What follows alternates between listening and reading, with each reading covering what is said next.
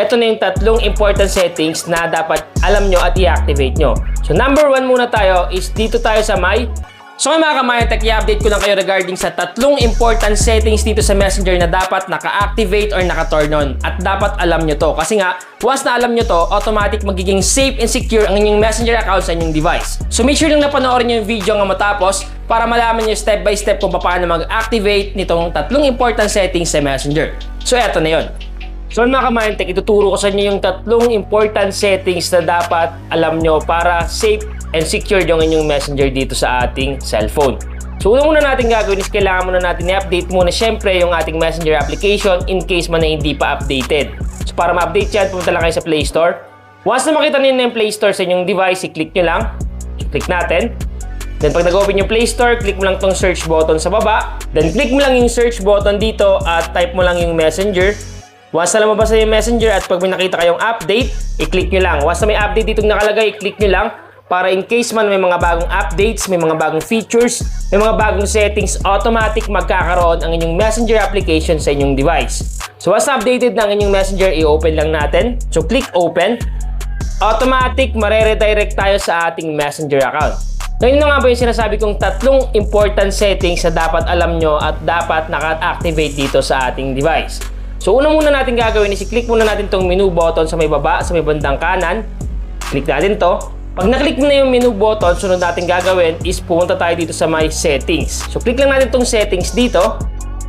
Pag na-click mo na yung settings, sunod natin gagawin is scroll up lang natin. Scroll up. Hanapin lang natin dito yung privacy and safety. So ito yun. Privacy and safety. So click natin to. Pag na-click mo na yung privacy and safety, ito na yung tatlong important settings na dapat alam nyo at i-activate nyo. So number 1 muna tayo is dito tayo sa may protect your account. So once na may nakita kayo dyan kulay blue, nakalagay dyan protect your account, i-click nyo lang yung start button dyan. Then nakalagay dyan keep your account safe. So may nakalagay ditong one action to complete. So sa past videos ko is blinag ko na to. So kung paano mag-activate ito, panoorin nyo na lang.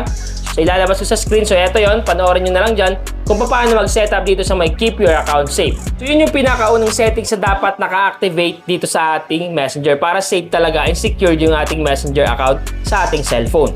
So pangalawa, so dumako tayo sa pangalawa. Yung pangalawang important settings na dapat naka-activate dito or dapat naka-on is yung safe browsing. So eto yon. Karamihan sa atin hindi ito pinapansin na safe browsing. Pero ito yung isa sa pinaka-importante dito na dapat alam natin at naka-activate. So click lang natin itong safe browsing dito. Dito sa safe browsing may tatlong pagpipilian dyan. Yung off, standard browsing protection, and advanced browsing protection. So once na nakita nyo na naka-off yung inyong safe browsing protection, dapat piliin nyo dyan yung advanced browsing protection. Nakalagay dito sa baba, expands standard browsing protection to include more unsafe websites and regularly checks for new risk.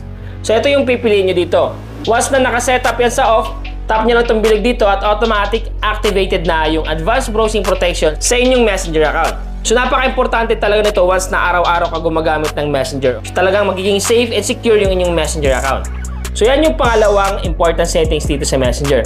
At last but not the least, yung pangatlo, dito tayo dumako sa pinakababa. So ito yung protect IP address in calls. So ito yung pangatlo sa pinaka-importante na dapat alam nyo at naka-activate sa inyong Messenger account. I-click lang natin itong protect IP address in calls. Click natin. So once na makita nyo yung protect IP address in calls at naka-turn up kagaya niyan sa akin, naka-turn up, dapat i-activate nyo yan. Napaka-importante nitong protect IP address in calls para safe and secure yung ating Messenger account dito sa ating cellphone or sa inyong cellphone. So ang gagawin nyo lang para ma-activate yan, click nyo lang yung button dyan. Once na maklik nyo yung button at nagkulay blue na yan, ibig sabihin lang activated na yan. Susundin nyo mga ka-MyTech yung sinabi ko sa inyong tatlong important settings dito sa Messenger na baka hindi nyo pa alam or baka hindi nyo pa na-activate or na-on. So once na ma-activate mo itong tatlong important settings na to, automatic, safe, and secure na ang inyong Messenger application once na gumagamit kayo sa pang-araw-araw. So sana na-update kayo sa aking vlog ngayon. Once again, MyTech PH, thank you and God bless all.